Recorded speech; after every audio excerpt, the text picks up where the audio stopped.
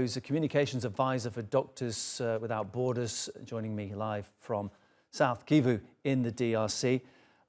Doctor, first of all, what exactly is the help that people need in this affected region right now? Thank you. Well, just to start with, I am not a doctor. Doctors Without Borders is composed by multiple different disciplines. The situation is very critical in South Kivu, in the affected area by the floods in Kalehe.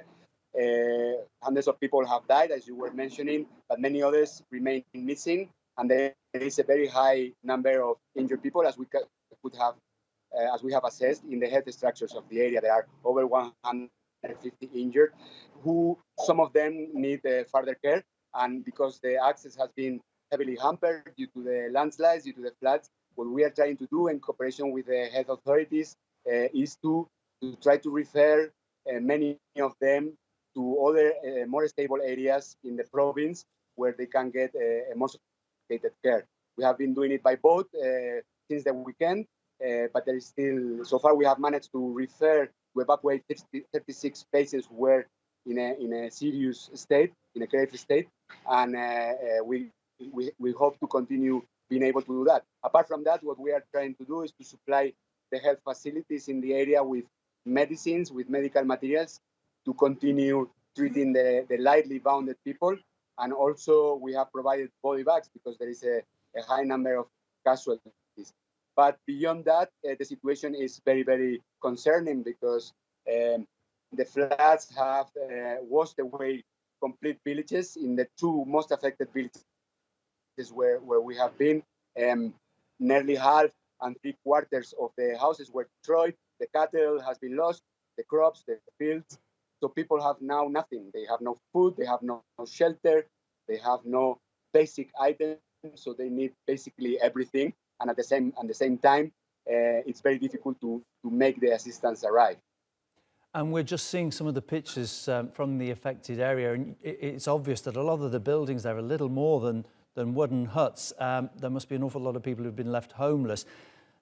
Is there even a conversation about, do we try to evacuate some of these people, or is it best to focus on just getting aid to them?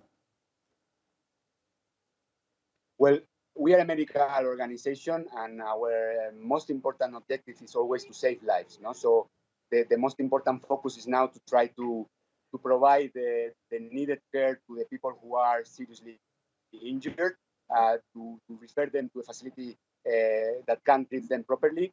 And in the affected area, this might not be possible with some of the patients. And at the same time, to evaluate what are the needs and to provide tools to the local health facilities in order to prevent what could happen is, in a situation of the aftermath of flood, there could be always a spread of diseases.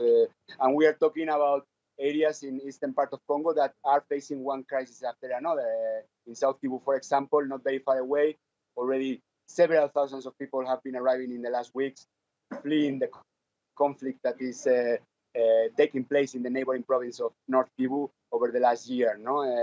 There is a major crisis in this region. 1 million people have fled violence over the last months.